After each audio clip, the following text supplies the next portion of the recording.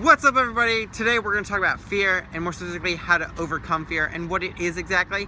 My name is Luke, aka the High Five Guy. I share high fives across campus, but I also make videos and kind of share about things that are on my mind that help me in giving out high fives, but that also could possibly help you. So today we're going to talk about fear.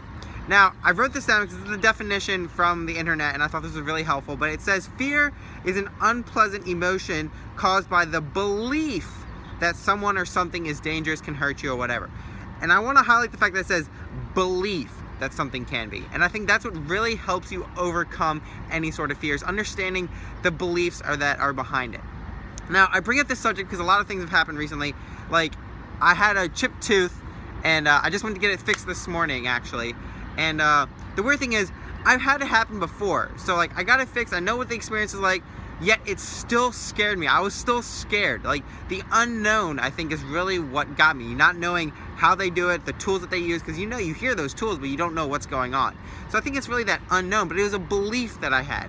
Another example, guys, I give out high fives, and I've been trying to, step that up to the next level. This is not a personal experience, but this is what I experienced from talking to these people, is that I want to, interview these people. I want to know more about them, kind of, like the humans of New York.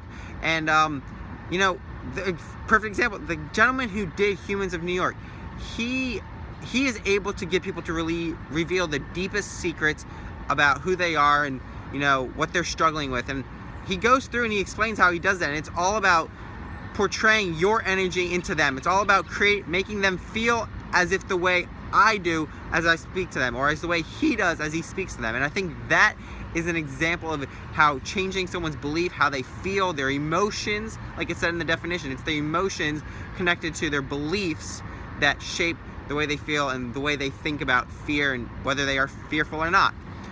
So, just really grasping a concept and an understanding of the emotions and the feelings and the beliefs that are behind that fear is the first step. After that, you really have to, ask yourself, take a step back, say, am I really in danger? Like, I went on my summer road trip last summer. Of course it was last summer road trip. I went on my road trip last summer, and the one thing that really got me was like, am I gonna be okay, like, trying all these new things? Like, what do I do? Like, I've never done any of this. And some people told me, don't go to Mexico, it's dangerous. Some people said, don't go to certain places. Well, you know what I said is like, all right, let me take a step back, let me think. All right, I haven't done this before. I don't know what to expect. I don't know what to do. That's something that's probably causing me some fear. Forget about that because it's not a big deal. There's a bunch of other factors, I looked at. But the biggest thing that you have to look at also is that, am I really in danger, okay? Like, for example, a roller coaster. I rode roller coasters last summer for the first time. Never done that before. I always hated it. It always scared me. It's like, what if I, got thrown off the roller coaster or something like that? I mean, yes, there are instances where things happen, but that's not very likely, okay? So if you think about it, going on a roller coaster, you might not know what to expect. You might not be comfortable with your stomach going up and down and stuff like that, but there's no threat of death necessarily. If you're thinking that, yes, you can fall off your roller coaster or something like that, and you're scared of that, then you're pretty much scared to do anything, because anything has a risk just like that. It's a very slim risk, but we all think of it in a much larger picture when we're in that moment. Same thing with airplanes. Airplanes are a lot safer than cars, but yet a lot of people are afraid to fly airplanes. So really, it's just taking a step back. Once you've understood the feelings, the beliefs, the emotions that are behind it, take a step back and say, I'm not going to listen to those emotions, because those emotions are just stemming from the unknown.